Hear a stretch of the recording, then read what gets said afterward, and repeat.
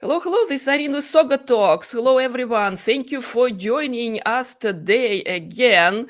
If you're not a subscriber yet, I will encourage you to subscribe to YouTube channel just to stay on top of things that we're discussing here on SaugaTalks. Follow us on LinkedIn, on Twitter, and not just follow, okay? We want your engagement, we want your opinion, and want your comments. That's how those flat platforms work. But most importantly, we really want to hear if these topics that we're discussing, is it resonating? If you have something to add to the fabulous points that my esteemed guests are making. So quick jump into the show. I am extremely privileged today. Mike Flache is with me today. Mike, how are you? Thank you, Irene. Thanks for having me. I'm good today. Thank you very much. And I hope you as well.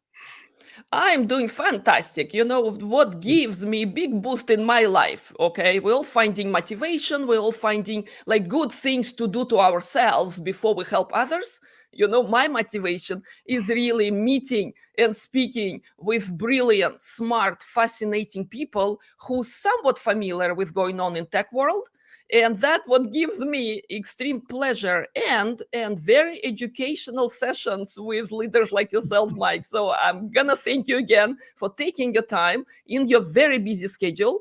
So My let's pleasure. jump let's jump quickly into, all right, digital growth, digital transformation, everything Mhm. digital. To me, it's already cliche, okay? So many people out there, professionals, young Mhm. college people, mid-career people, people close to Mhm. retirement, they seem to understand what it means, and yet so much frustration going on. So Mike, if we can probably what enlighten the audience today, what do you see is happening? I mean, some major trends, or I would say your observation in digital technology, and what Mhm. companies and leaders need to know about it right now. Mhm. Okay, that's a good question, but it's also a complex question. It's not easy to answer. That's a So goal. That's a let's goal. let's delve into the details. It's easier to explain than just scratching the surface, because as you know, we have so many buzzwords out there, and I'm not a friend of these buzzwords. We often talk about the same issue or the same topic, but we have completely different meanings. So if we are be able to give it or bring in more insights today, I'm very happy. So you named it digital growth. I would separate digital growth into two areas. So digital growth from one point of view is for me when technology helps to drive digital growth, for example, to streamline processes in sales, marketing, for example, or business development. This equals for me digitalization. On the other hand, digital growth means when you use a technology and you invent or create an entire new business model that equals for me digital business transformation. And as you can see, these simple two key terms or keywords are often used interchangeably, and someone talks, yeah, we want to digitalize our company, and another says, hey, now we are on a digital transformation project, but what does it really mean? They have a different understanding. So to make this clear, there's a big difference from my point of view between digitalization, means for me streamlining processes to keep it simple, and digital transformation, where you create entire new business models and drive growth by doing that. Tech trends, okay? So can you Mhm. name those that you're seeing prevalent right now? I Mhm. probably can guess a few myself, but I want to hear your opinion on it first. Okay, yeah. So as you know, the list is very, very long. We have so many emergent technologies on the table, including the buzzwords, of course. So what I'm really excited about is, of course, let me give you three key technologies, is, of course, artificial intelligence. This is clear. And we all know at the moment this generative AI and, of course, ChatGPT as the key solution or key tool. But this is not what I'm currently excited about so much. I'm more excited about when it comes to a combination, a combination, for example, of AI and IoT. And this means, for example, let's say AI plus blockchain in combination or combined with an IoT solution, because on that or from this or in this area, let's call it this way. In this area, you have the possibility to, for example, analyze large data sets through or by the artificial intelligence. And on the other hand, you have the blockchain technology that secures transactional processes, and combined with each other, you will be able to create these entire new business models. And this is for me an exciting topic beyond generative AI. Another key technology for me is, or the areas, digital twins and cognitive digital twins. And again, we have again this combined solution or combination of different technologies. For example, imagine a digital twin that is a complete, how can I explain this? A virtual replica that runs autonomously, and by the use, and this digital twin uses AI for the decision making. So all of a sudden, this digital twin is be able to simulate assets, machines, and processes in real time. And this is for me very fascinating, because you get insights from this application that you couldn't get before, for example. And this leads me to the third one. The third one is for me real-time computing or edge computing. You can name it like that. And look, across the world, we have, or we can say cloud is the base in IT infrastructure. Of course, I know a couple of countries, and especially Germany, where most of the CIOs still want to use on-premise systems, but they are getting more open now, and they say, okay, we have to move to the cloud as well. Otherwise, we cannot use a certain type of technology. It's not possible with on-premise systems, or it's very difficult to use them. So if we take this as a base and we put, again, 5G plus IoT together in such an environment, we are be able to receive, or the case could deliver real-time data insights. And these real-time data insights could lead to a complete new consumer experience or customer experience, how you want to name it. Because again, think about it. You are sitting in a car, and these real-time data from IoT sensors, and it's analyzed in real time. All of a sudden, you get an offer out in a car or in an elevator, wherever you want to use this, or even in a factory or in a showroom. It doesn't matter. All of a sudden, we can create a customer or a user experience that wasn't be able before.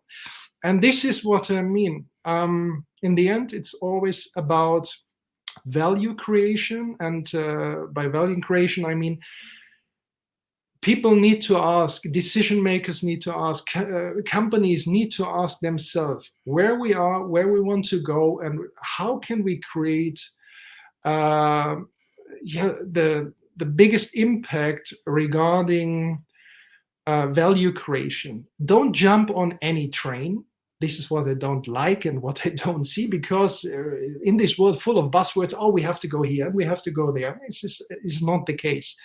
Understand what is your current position, where do you want to go, and then take the decision based on that. And AI can help you, but as you can see, it's more common sense to take the right decision. Mentioned very interesting element to it all. Okay, you mentioned data. all right, all the sensors, all the technology we have now that, data coming from different sources, right? Company learning how to Mhm. monetize, right? All Mhm. the data insights. Mhm. But I'm always asking my questions because I am a person of action, all right? And just consuming the data, we know it's hurting the business, it's spending resources where they don't need to spend them, so on and so forth. So Mhm. I'm going to ask you about some of these huge pains out there, okay, just sitting on all that data, right, and thinking I'm data driven and I'm doing all the Mhm. right things. At the same time, right, how about data to action? What kind of, again, processes, what kind of ecosystem every company needs to think about that you're really utilizing, because everyone's short on resources now, short on budgets, right?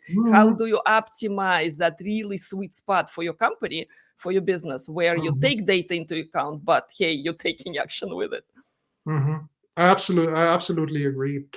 And this is one of the biggest issues out there. You named it already. We have on the other side, we have the pressure. Yeah, we have the pressure. We have.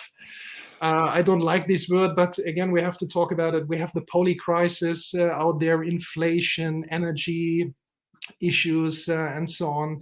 On the other hand, we have as well the leaders and their teams because they have to deliver results because a company has to be profitable. This is still the case even in 2023, and this won't change in the near future. So,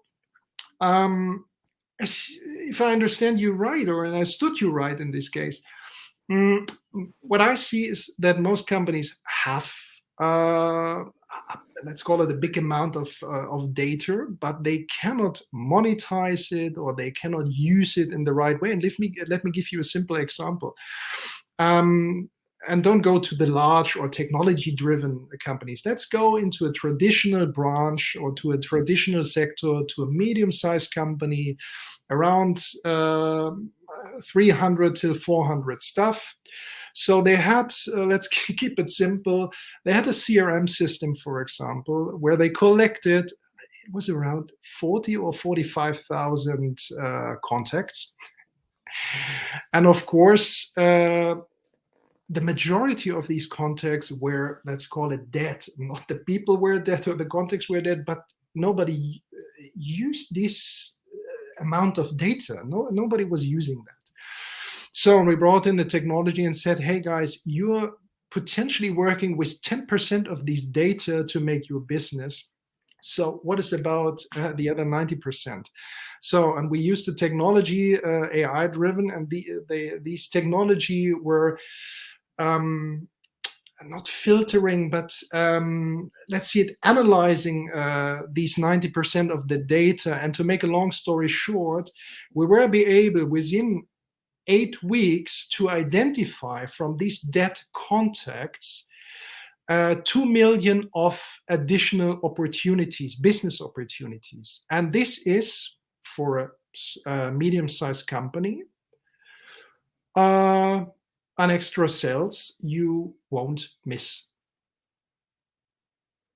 Here we go. What's the advice? What's the advice? Because I'm sure every company out there, I can make that statement, okay? Every company out there really working with what working for them. And it's 10%, 5%. It's really tiny percent of what they really own, Mm. all right? Mm. So how do you think, the mind change need to think? Because again, they don't have time, right? It's, what is it? The work day is Yeah, what it is, right? yeah. So why would you encourage people to look beyond what's familiar, because everyone knows their business, I hope, well, right? But beyond what they're not tapping into right now, like in your example, what's the advice? How can Mm. they kind of, start leveraging that data? Mhm. Yeah, it's a good question. Of course, you cannot give a general answer because it depends on the current Of course, situation yeah. of each company. But my experience is, and this is what I see across the globe, Hmm. I see still a lot of fear. I see still a lot of fear within the companies and especially in the leadership team. And my experience or my yeah, yeah gives me two major reasons for that. On the one hand, of course, you named it already, it is this pressure. providing or delivering results. And of course, I can understand this. If you're in such a situation, for example, and you are quarterly driven, especially when you're at the public market, but even when you're in the private market, you are quarterly driven and you have to deliver results as a leader. You don't want to do any mistake.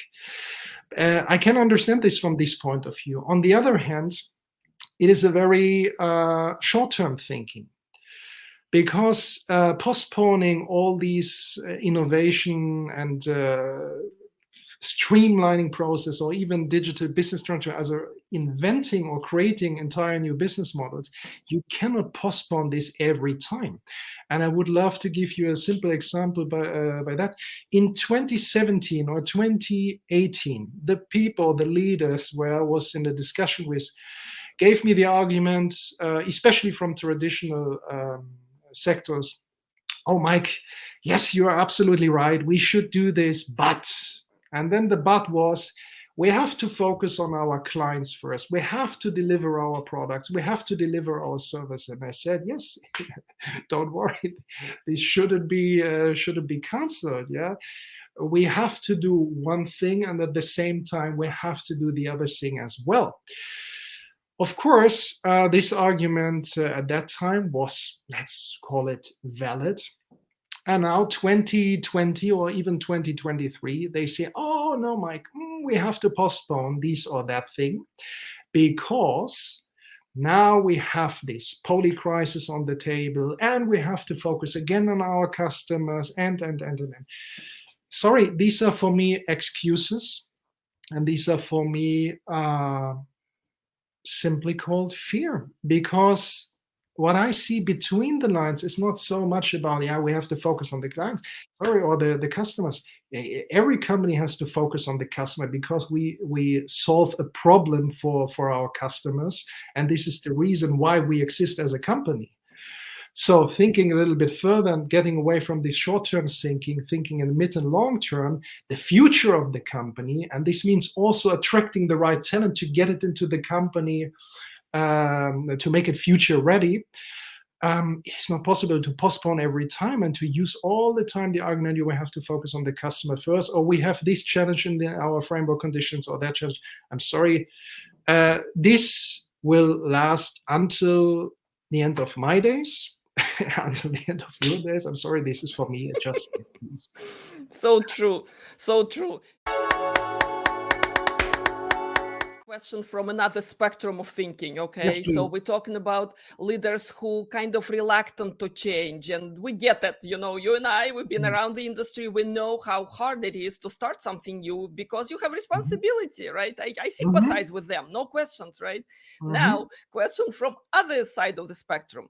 How often, because I've seen it a lot, okay, when top leaders, business leaders, technology leaders became fascinated with particular technology, okay, they bring into organization and they saying, no matter what we did yesterday, this is our savior, okay, we're gonna implement. Remember, it used to be relational databases million years ago. It used to be, what is it, internet, e-commerce, blockchain not so long ago, AI now, AI for a long time now, right? How many we saw these shiny faces of the leaders saying, guys, this is what we're going to do, stop the rest of what you're doing, more or less, right? And that's going to save us. And they are enthusiastic, they have budgets, they're putting money into it, right? We know what comes after that, right? Pretty quickly. But where is this, where this common sense in a way? Because we want leaders to be excited, right? We want leaders to be aware of what's possible, right? All the technology trends we're discussing, that's the reason, right? We want them to know what they can do. But question the fact that you can do it, it doesn't mean that you should do it. So what's your take on it? That's a good point. And you named, or you mentioned, two important keywords. One was responsibility, and the other was getting excited. There's an interesting fact. Again, let me give you an example from my experience again. What you've illustrated is exactly what a lot of leaders are aiming for. And a few of them take action because it's easier to talk about than move forward. Yeah? So talk the talk instead of walk the walk. We know this. And don't worry, it's not easy. Yeah. To know you have to go on doesn't mean it's easier or it makes it easier to have. Oh no, I'm start going. Yeah? This is difficult. Yes, I understand this, but on the other hand, always keep in mind, think a little bit beyond your own plate, beyond your own environment.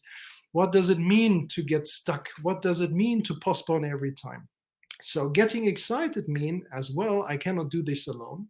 And responsibility means I have to build or rebuild or a team, a new team, and bring the right people together. And these people, as a leader, I have to give to provide room or space, freedom where they can create something, where they can bring their knowledge in, their excitement in.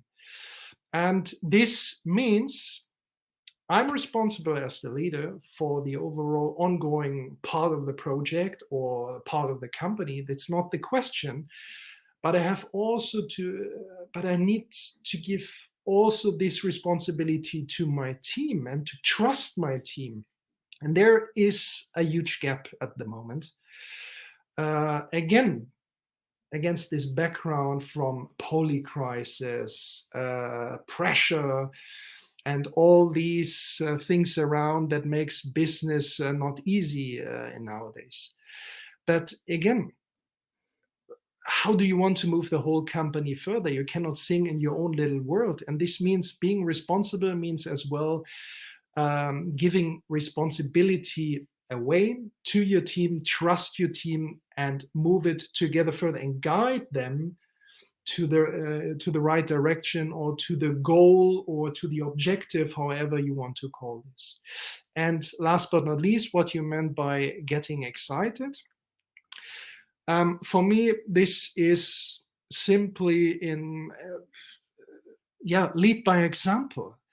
This is what I always see. The people talk and talk and talk and talk, and then they say, "Yeah, we have to do this and that." Yeah, and then the meeting lasts 4 hours or the whole day, and then we go, let's go into the weekend. On a Monday, we do business as usual.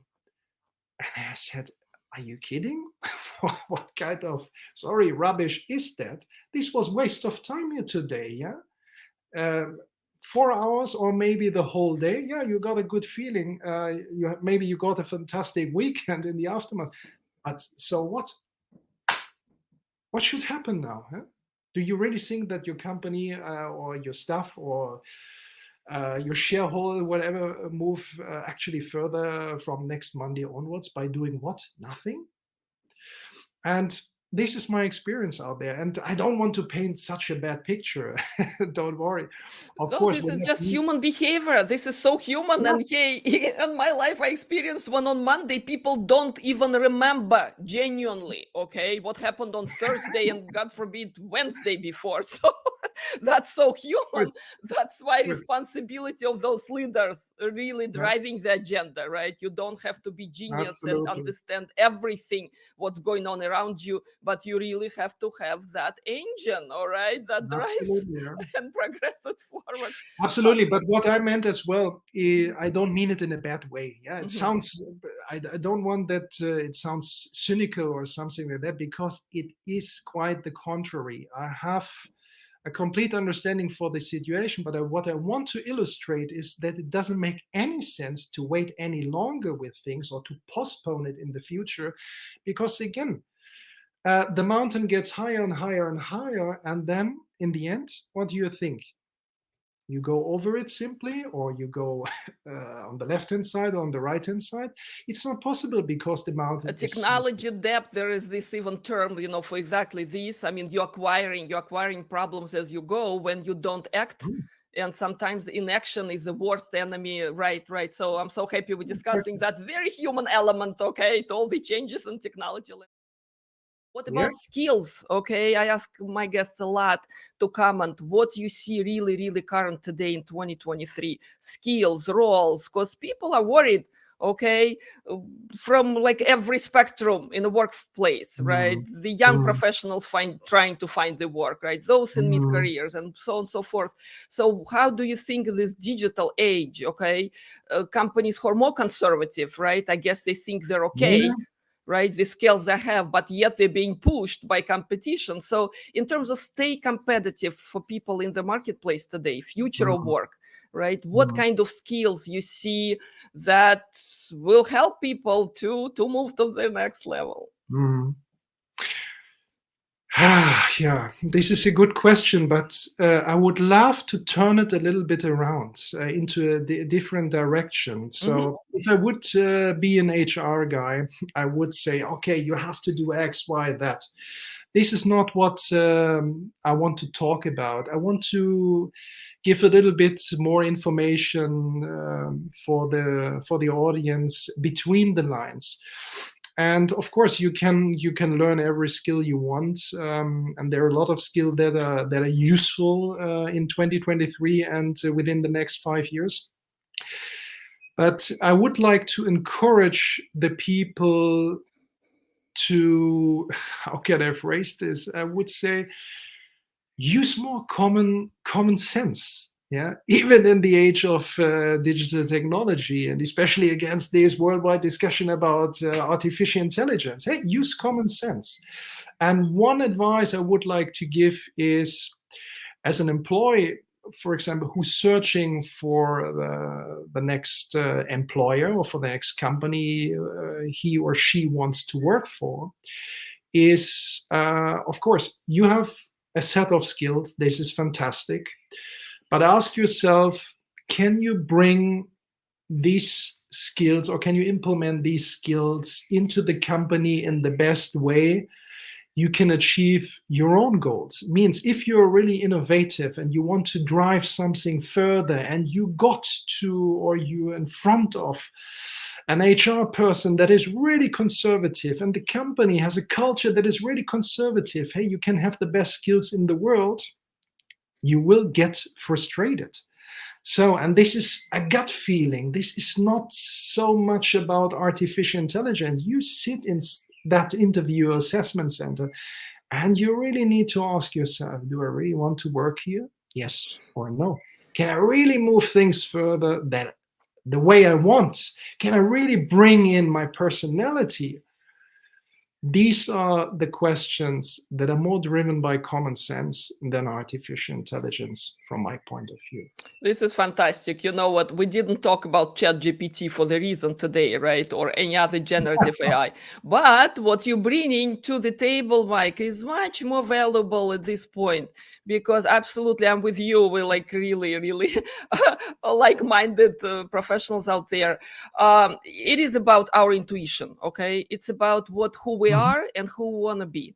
And I talk to a lot of younger people and other mhm, people my age, and right, a lot of professionals out there saying, hey, do you really want to work for the company that don't want mhm, you?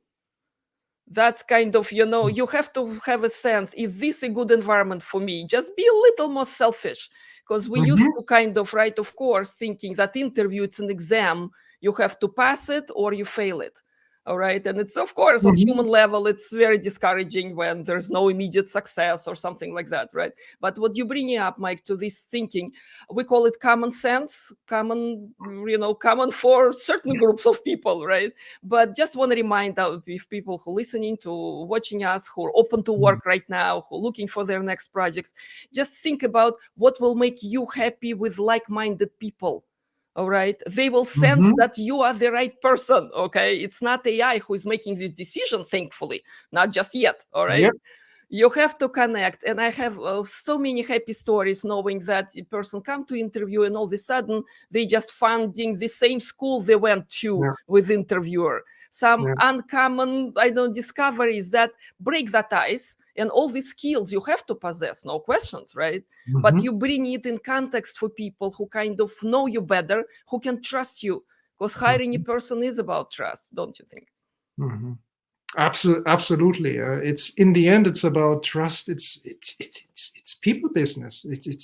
Nothing has changed, and I'm sure nothing will change in the future. And this is, of course, we have this a global discussion regarding artificial intelligence. Of course, this is necessary because the technology, yeah, let's call it runs at a pace. Yeah, we should be aware of what can happen or what this technology can create, even by its own. Yeah, this is what we should aware about.